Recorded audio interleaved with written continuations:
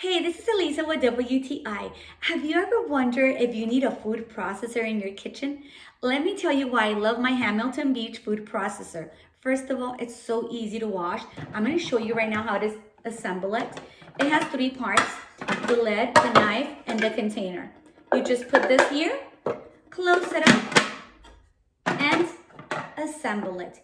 I love making my hummus with this.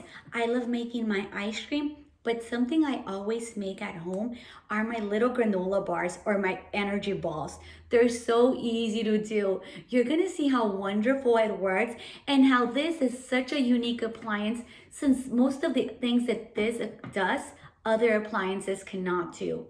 I love it. It doesn't take much space. It's easy to clean, easy to use, and that is just my point of view.